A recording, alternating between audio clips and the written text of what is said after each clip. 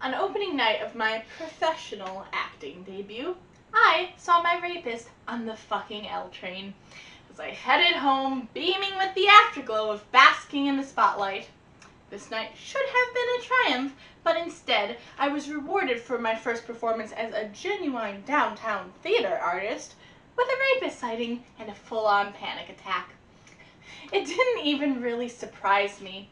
It felt more like an inevitability since my paranoia and luck have, in equal parts, taught me that New York City is a tiny, tiny place. Luckily, I knew what to do. I kept listening to my music, only exponentially louder. Loud enough that it could probably be heard through my earbuds. Loud enough that I probably could have ruptured my own eardrums.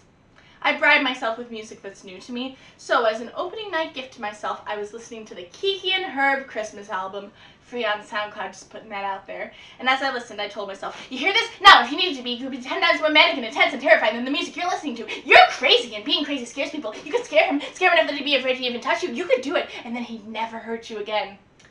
It wasn't until later that I realized the gaping flaw in my brain's argument. Come on now.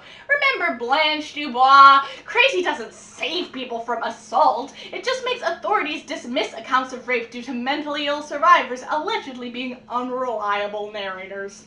I know this, but at the time my brain wanted me to immerse myself in the cacophony and chaos and find strength in it, which I did. The song I kept on repeat on that Brooklyn-bound train went, "Girl in the snow, where do you go to find someone who will do? To tell someone all your truth before it kills you."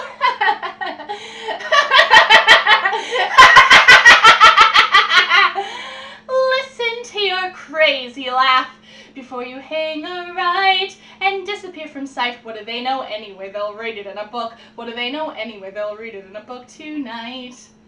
One of the first people I attempted to tell about the incident was a professor, in hopes of explaining to her why I had to miss a class. Her wise, pedagogical response was to take what I told her and compare it to what she knew happened to my dead friend Sebastian, detached, as if we were fictional characters from plays she had assigned, and said, "Oh, well, what happened to you wasn't as bad as what happened to Sebastian." As if I was attempting to compete in a game of Suffering Olympics against my dead friend.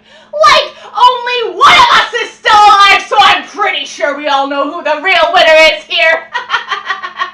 What does she know anyway? She read it in a play. What does she know anyway? She'll read it in a play tonight. The first person I told about being raped was via text. He was of the mind that instead of taking a moment to recuperate as I told him I would, that the right thing to do was to drag my sorry self down to the police station to report it.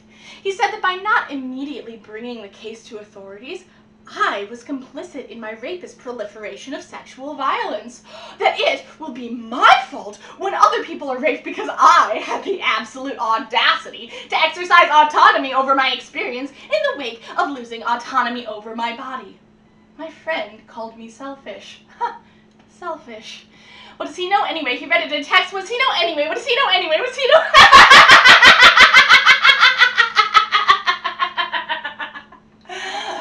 Anyway, I survived the train ride with my rapist, just as I have survived everything.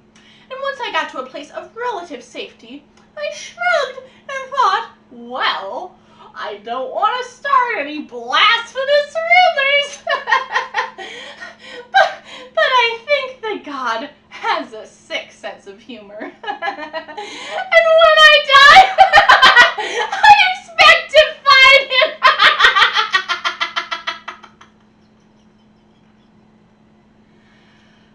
Laughing